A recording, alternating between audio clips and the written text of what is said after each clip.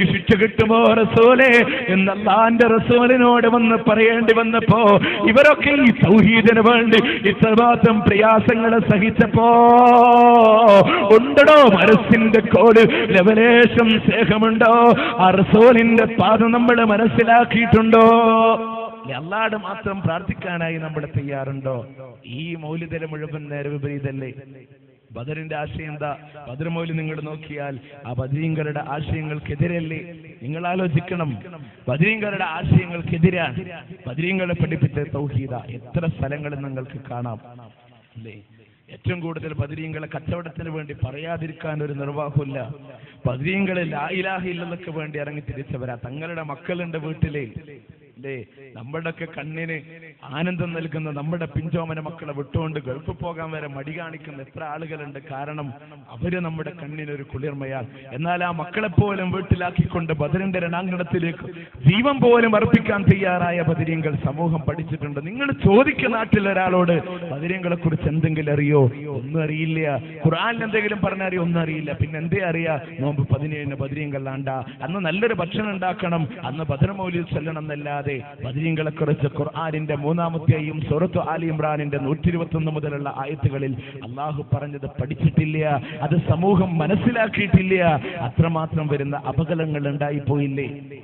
പിന്നെ ആ കൂടെ അറിയ കച്ചവടം ചെയ്യാൻ വേണ്ടി മാത്ര ഈ 313 എന്ന് പറയുന്ന നമ്പറിന്റെ മേലെയുള്ള കച്ചവടങ്ങൾ ഒരുപാട് സമൂഹത്തിലെ വണ്ടിക്ക് നമ്പർ കിട്ടാൻ വേണ്ടി ഒരുപാട് ആ നമ്പർ കിട്ടാൻ വേണ്ടി സംഖ്യ ചെലവഴിക്കുന്നവർ, അത് പറയുന്ന മുസ്ലിയാർക്ക് ചൂഷണം ചെയ്യാനുള്ള 2 രൂപയുടെ കോഴിമുട്ടയും 5 രൂപയുടെ തേനിന്റെ കുപ്പിയും ഇതും കച്ചവടം ചെയ്യാൻ വേണ്ടി മാത്രം. ഇത് സാധാരണക്കാരന്റെ പാവപ്പെട്ടവന്റെ ആശയങ്ങളെ കീശയിലിട്ട് ചൂഷണം ചെയ്യുന്ന പൗരോഹിത്യത്തിന്റെ ഈ ചതിക്കുഴികളെ സമൂഹം എന്ന് തിരിച്ചറിയുന്നവോ അന്നേ സമൂഹത്തിന് മോചനം എന്നുള്ളത് ആലോചിച്ചിട്ടുണ്ട്. ഇതിങ്ങനെ ഉയർത്തി കാണിച്ചിട്ട് 5, 10, 100, 150, 200, 250, 300 സേദിന്റെ ഏതെങ്കിലും വേദിയിൽ നിന്ന് ഒരാൾ ഒരു 313 വിളിക്കുമ്പോഴേക്കും വേദിയിൽ നിന്നിങ്ങനെ പുകഴ്ത്തിപ്പാടി ഇലാഹി സല്ലിമില്ലും മിനൽ ആഫാതി വന്നിക്മാ വമിൻ ഹമ്മിൻ വമിന്നും ബിഅഖിനിൽ ബദീരി യാ അല്ലാഹ്. ബദരീങ്ങളുടെ നമ്പറാണ് കേട്ടോ ഇത്. വിളിച്ചെടുത്ത സഹോദരൻ നീ ശിഫ നൽകണേ നാഥാ എന്നിങ്ങനെ ബദരീങ്ങളോട് കച്ചവടം ചെയ്യുമ്പോ എന്തേ ബദരീങ്ങളോട് മനസ്സിൽ സ്നേഹമില്ലേ? ഇല്ലാത്ത കള്ളക്കഥകൾ ഒരുപാട് പറഞ്ഞുകൊണ്ട് ചൂഷണം ചെയ്യുമ്പോ ബദരീങ്ങളുടെ പേരിൽ ഒരു ഫാത്തിഹ ഊതി എന്നിട്ട് അതിന്റെ പേരില ഈ കച്ചവടങ്ങൾ. ഇങ്ങനെ ഒരുപാട് സംഭവങ്ങൾ. മാത്രമാണോ ഇസ്ലാം പഠിപ്പിച്ച അധ്യാപനങ്ങൾക്ക് വൈരുദ്ധ്യമില്ലേ? മാലപ്പാട്ടുകളിൽ ഒരുപാടുണ്ട് സഹോദരന്മാരെ. നിങ്ങൾ ആലോചിച്ച് നോക്കണം. നമ്മൾ ആരും ഇത് കുറ്റപ്പെടുത്താൻ വേണ്ടി പറയല്ല. ഇന്ന് സമൂഹത്തിൽ നിങ്ങൾ ആലോചിച്ച് നോക്കണം, ഈ മാലകളിലുള്ളത്, ഈ മൗലിദുകളിലുള്ളത് മുഴുവനും കുറ്റപ്പെടുത്തിക്കൊണ്ട് പരാമർശിക്കുക. അവര് തെറ്റ് ചെയ്താൽ അവര് തെറ്റല്ല എന്നുള്ള രീതിയിലൂടെ നിങ്ങൾ ആലോചിക്കണം. വളരെ നിന്ദിച്ചുകൊണ്ട് പറയാ. എന്നിട്ട് അതൊക്കെ നല്ല കാര്യങ്ങൾ എന്ന രീതിയിൽ സമൂഹത്തിനെ കൊണ്ട് പഠിപ്പിക്കുക. അവിടെയാ നമ്മൾ ഇതിനെ ചൂഷണം ചെയ്യുന്നത്. നിങ്ങൾ ആലോചിക്കണം, മുഹമ്മദ് നബി സല്ലല്ലാഹു അലൈഹി വസല്ലം എന്ന നാവിലൂടെ കളവ് വന്നു പോയി. അങ്ങനെ ഒരുപാട് സംഭവങ്ങൾ. റിഫായി ശൈഖ് ഉമ്മാനെ ധിക്കരിച്ചു. അതൊക്കെ വലിയ വലിയ കാര്യങ്ങളായിട്ട് എഴുതി വെക്കുക. കാരണം ഇവർക്ക് ഏതൊരു തെറ്റും ഇവർക്ക് പ്രശ്നമില്ലല്ലോ. കാരണം തെറ്റുകളും നന്മയായിട്ട് അവതരിപ്പിക്കുന്ന അതല്ലേ സംഭവിച്ചത്. അങ്ങ് കണ്ണൂരിൽ വെച്ചുകൊണ്ട് തങ്ങന്മാര് കള്ളു കുടിച്ചാലും അതിന്റെ പേരിൽ പ്രശ്നം ഉണ്ടാക്കരുത് എന്ന പേരിൽ പറയാനുള്ള കാരണം അതല്ലേ. നിങ്ങൾ ആലോചിച്ച് നോക്കണം. ഇവിടെ നമ്മൾ ആദ്യം കാണിച്ച ക്ലിപ്പിൽ അതേ പ്രസംഗത്തിൽ തന്നെ ഇവര് പറയുകയാണ്, തങ്ങന്മാര് കള്ളു കുടിച്ചാൽ അതിന്റെ പേരിൽ അവരെ കുറ്റം പറയാൻ പാടില്ല. എത്രമാത്രം അല്ലാഹുവിന്റെ റസൂല് പഠിപ്പിച്ച ആദർശങ്ങൾക്ക് വൈരുദ്ധ്യമായി ആര് തെറ്റ് ചെയ്താലും അവർ അനുഭവിക്കേണ്ടി വരുമെന്ന് പഠിപ്പിച്ച ആള് പരലോകത്ത് പ്രവാചകന്മാര് നിൽക്കുമ്പോ ഓരോ തെറ്റുകൾക്കുടെ പേരിലും എന്റെ റബ്ബ് എന്റെ പേരിൽ എന്ത് ശിക്ഷ വിധിക്കുമെന്ന് പറഞ്ഞുകൊണ്ട് അമ്പിയാക്കൾ കൈമലർത്തി പോകുന്ന ദിവസമുണ്ടാകുമെന്ന് അല്ലാഹുവിന്റെ റസൂല് പറഞ്ഞ എന്റെ റബ്ബ് എന്നെ കൊണ്ട് നാളെ എന്ത് ചെയ്യുമെന്ന് എനിക്ക് പോലും അറിയില്ല എന്ന് റസൂൽ സല്ലല്ലാഹു അലൈഹി വസല്ലം പഠിപ്പിച്ച പ്രവാചകന്റെ മാതൃകയിൽ നിന്ന് പിന്മാറിക്കൊണ്ട് തങ്ങന്മാര് കള്ളുകുടിച്ചാൽ പോലും അവരെ ഒന്നും പറയാൻ പാടില്ല എന്ന് പഠിപ്പിക്കുന്ന അവസ്ഥയിലേക്ക് നിങ്ങൾ കേൾക്കണം. ഈ തെറ്റായ ഈ ജൽപ്പനങ്ങളെ നിങ്ങൾ കേൾക്കുക, എന്നിട്ട് നിങ്ങൾ അതിനെ മനസ്സിലാക്കുക. യഥാർത്ഥ ഇബ്നു അറബി റളിയല്ലാഹു അൻഹു പൂർവ്വത്തിൽ അവർക്കുള്ളതായിരിക്കുന്ന തെറ്റുകൾ, അത് തെറ്റുകൾ സൂറത്തിൽ കോലത്തിൽ മാറ്റം തെറ്റാണ്. അവർ കള്ളുകുടിച്ചാൽ മറ്റുള്ളവരിക്കുന്ന കഠിനമായ തെറ്റുകൾ ചെയ്തിരുന്നാലും അത് യഥാർത്ഥമായിട്ട് ഹഖീഖത്തിൽ അത് തെറ്റാവുകയില്ല. അല്ലാഹു സുബ്ഹാനഹു വ തആല അവരെ മരിക്കുന്നതിന് മുമ്പ് തന്നെ അല്ലാഹു സുബ്ഹാനഹു വ തആല അവരെ ബാഹ്യമായിരിക്കുന്ന തെറ്റുകളാണ്, ആന്തരികമായി അവർക്ക് തെറ്റ് വരുന്നില്ല. അള്ളാഹു അവരെ ദാത്തിനെ ശുദ്ധിയാക്കി വിട്ടവരാ ആയതുകൊണ്ട് അഹ്ലു ബൈത്തിൽപ്പെട്ട ആരായിരുന്നാലും അവർ മരിക്കുന്ന അവസരത്തിൽ ലാ ഇലാഹ ഇല്ലല്ലാഹ് എന്ന കലിമത്ത് തൗഹീദോട് പൂർണ്ണമായിരിക്കുന്ന ഈമാനോടുകൂടെ മാത്രമേ അള്ളാഹു വഫാത്താക്കുകയുള്ളൂ എന്ന് ഒരു ഭാഗം പരമാക്കന്മാർ രേഖപ്പെടുത്തിമാരെ. നിങ്ങൾ ചിന്തിക്കും, നിങ്ങൾ ആലോചിക്കുക, ഇത്രമാത്രം വരുന്ന അബദ്ധങ്ങളിലേക്ക് അല്ലാഹുവിന്റെ റസൂൽ സല്ലല്ലാഹു അലൈഹി വസല്ലം പറഞ്ഞതെന്താ? ആര് തെറ്റ് ചെയ്തോ അവൻ അനുഭവിക്കേണ്ടി വരും. അവിടെ പ്രവാചകന്റെ കുടുംബത്തിന് പ്രസക്തിയുണ്ടോ? അതുപോലും ഇല്ല എന്ന് പഠിപ്പിക്കുമ്പോ സ്വന്തം കരളിന്റെ കഷ്ടമാണെന്ന് പഠിപ്പിച്ച ഫാത്തിമ കിതാത്ത് കബരി, എന്റെ കരളിന്റെ കഷ്ടമാണ് ഫാത്തിമ എന്ന് പഠിപ്പിച്ച അതേ ഫാത്തിമ ബീവിയെ അടുത്ത് വിളിച്ചുകൊണ്ട് അല്ലാഹുവിന്റെ റസൂൽ പറയുന്ന, മോളെ ഫാത്തിമ, വാപ്പായിൽ നിന്ന് എന്ത് നിനക്ക് വേണോ നീ ചോദിച്ച, പക്ഷേ പൊന്നുമോളെ നിന്റെ ശരീരത്തെ നീ തന്നെ നരകത്തിൽ നിന്ന് കാത്തുകൊള്ളണേ. ഇത് പ്രവാചകൻ സല്ലല്ലാഹു അലൈഹി വസല്ലം പറയുമ്പോ ഖുർആനിലെ 5-ാം അധ്യായത്തിന്റെ 90-91 ആയത്തുകളിലൂടെ ഇസ്ലാം കർശനമായി വിലക്കിയ മദ്യപാനം അതുപോലും തങ്ങന്മാര് ചെയ്താൽ അവരെ ആക്ഷേപിക്കാൻ പാടില്ല എന്ന് പറയുന്ന ഈ ഒരു സമൂഹം ഇവരെന്നെ ഉടലെടുത്ത് പോയത്. ഇങ്ങനെ പ്രവാചകന്മാരെ കുറിച്ച് പറഞ്ഞില്ലേ? ഇങ്ങനെ മഹാന്മാരെ കുറിച്ച് വരും രേഖപ്പെടുത്തി വച്ചില്ലേ? മാലപ്പാട്ടുകളെ പരിശോധിക്കുമ്പോ, മൗലിദുകൾ പരിശോധിക്കുമ്പോ ആകെ ഇകഴ്ത്തി കാണിക്കല തന്നെയാണ്.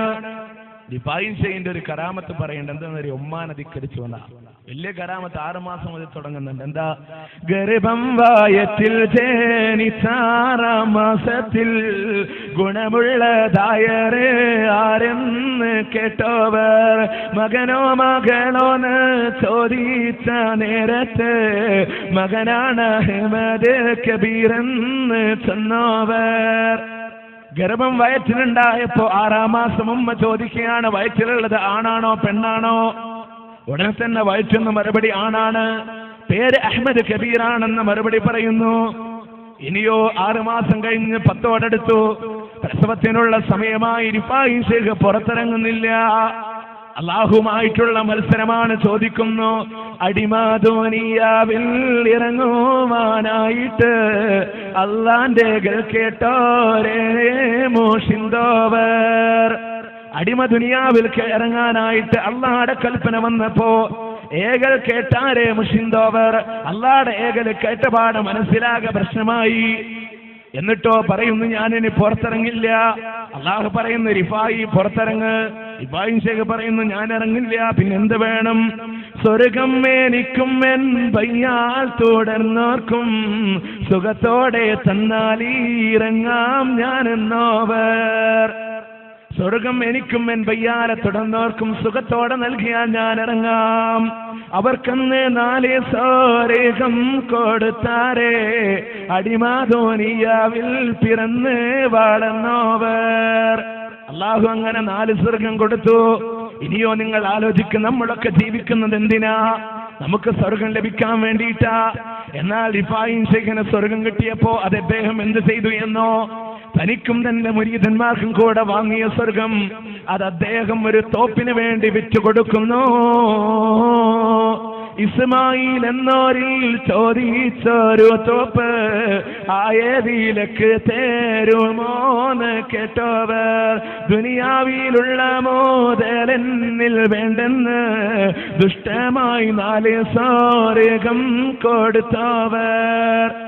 നാട്ടിലുള്ള സാധാരണ ഇസ്മായിൽ കാക്ക പുള്ളിക്കാരനോട് ചോദിക്കുന്നു, ആ നിങ്ങളുടെ തോട്ടം എനിക്ക് തരുമോ? അപ്പൊ ഇസ്മായിൽ കാക്ക പറയാ, എനിക്ക് ദുനിയാവിലുള്ള സമ്പത്തൊന്നും വേണ്ട. ആര്? നാട്ടിലെ സാധാരണ ഒരു ഇസ്മായിൽ കാക്ക പറയാ, എനിക്ക് ദുനിയാവിലുള്ള സമ്പത്തൊന്നും വേണ്ട. എന്ത് ചെയ്തു? 4 സ്വർഗം ദുഷ്ടമായിട്ട് 4 സ്വർഗം അങ്ങോട്ട് കൊടുത്തു.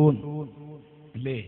ഇത് നമ്മുടേത് മാത്രമല്ല, പേരോട് സക്കാഫി കരഞ്ഞോണ്ട് പറയുന്നുണ്ട് 10-15 മിനിറ്റ് നേരം. പിന്നെ ലെറ്റർ എഴുതി കൊടുത്തു എന്നും ഖബറിന്റെ മേലെ മറുപടി ലെറ്റർ വന്നു എന്നും. അല്ലേ? ഇങ്ങനൊക്കെ നാളെ ഷിബായിനെ നിശ്ചയിച്ചു നമ്മുടെ പറയാതിരുന്നാ മതി. നമുക്ക് വലിയ മഹാനും വലിയ കറാമത്തുമുള്ള ആളാണല്ലോ. ബഹുമാനപ്പെട്ടവരുടെ സമീപത്തേക്ക് അതാ വരുന്നു. ഉവൈന എന്ന് പറയുന്ന പ്രദേശത്തുള്ള ഒരു ഖതീബ്, പള്ളിയിലെ ഖതീബാണ്. അദ്ദേഹം വന്നിട്ട് പറയുന്നു, വലിയ ഷെയ്ഖാണ് ജമാലുദ്ദീൻ, ഷെയ്ഖ് ജമാലുദ്ദീൻ വന്ന് പറയുന്നു, ഓ അഹ്മദുൽ കബീർ റിഫായി, എന്റെ തൊട്ടടുത്ത വീട്ടില് അതാ ഷെയ്ഖ് ഇസ്മായിൽ ഇബ്നു അബ്ദുൽ മുൻഇം എന്ന് പറയുന്ന മഹാനുണ്ട്. എന്റെ തൊട്ടടുത്ത ആളാണ്. അദ്ദേഹത്തിന് ഒരു 1-ാം നമ്പർ തോട്ടമുണ്ട്, എന്റെ അടുത്ത തോട്ടമാണ്. ആ തോട്ടമൊന്ന് എനിക്ക് കിട്ടണമെന്ന് ഞാൻ കുറെ ദിവസമായി ആശിക്കുന്നു. ഞാനതിന് വില പറഞ്ഞിട്ട് ആരും വിൽക്കുന്നില്ല. ഷെയ്ഖ് അവറുകളൊന്ന് എന്റെ കൂടെ വന്നിട്ട് ആ തോട്ടമൊന്ന് എനിക്ക് തരാൻ വേണ്ടി പറയണം, വില കൊടുക്കാം. ബഹുമാനപ്പെട്ട അഹ്മദുൽ കബീർ റിഫായി റളിയല്ലാഹു അൻഹു അങ്ങോട്ട് ആളെ പറഞ്ഞേക്കാതെ ബഹുമാനപ്പെട്ടവർ ആ മഹാനെ കാണാൻ, ഷെയ്ഖ് ഇസ്മായിൽ ഇബ്നു അബ്ദുൽ മുൻഇമിനെ കാണാൻ അങ്ങോട്ട് ചെന്നു. നീ നിന്റെ തോട്ടം ഇയാൾക്ക് വിൽക്കണം, കേസ് ഞാൻ വാങ്ങിത്തരാമെന്ന് പറഞ്ഞപ്പോ ബഹുമാനപ്പെട്ട ഇസ്മായിൽ ഇബ്നു അബ്ദുൽ മുൻഇം എന്ന് പറയുന്ന മഹാൻ ബഹുമാനപ്പെട്ട അഹ്മദുൽ കബീർ റിഫായി തങ്ങളോട് പറഞ്ഞു, അതിന് എത്ര വില പറഞ്ഞാലും ഞാൻ വിൽക്കാൻ ഉദ്ദേശിക്കുന്നില്ല ഷെയ്ഖേ. എത്ര പറഞ്ഞിട്ടും വിൽക്കുന്നില്ല. അപ്പൊ ബഹുമാനപ്പെട്ടവരൊന്നും കൂടി പറഞ്ഞു, നിങ്ങൾ ആ തോട്ടം അദ്ദേഹത്തിന് അത്യാവശ്യമുള്ളത് കൊണ്ടാ പറയുന്നത്, നിങ്ങളത് വിറ്റാൽ അദ്ദേഹം വേണ്ട പൈസ ഞാൻ വാങ്ങിച്ചു തരാം. ബഹുമാനപ്പെട്ടവർ പറഞ്ഞു, ഞാനത് ഷെയ്ഖ് എന്നോട് ആവശ്യപ്പെടുകയാണെങ്കിൽ വിൽക്കാം, പക്ഷേ ഞാൻ പറയുന്ന വില തരണം. ഓ നീ പറയുന്ന വില തന്നേക്കാൻ പറഞ്ഞോളൂ. ഉടനെ തന്നെ ഷെയ്ഖ് ഇസ്മായിൽ റഹിമഹുല്ല പറയുന്നു, അതിലുബു മിന്നി, അതേ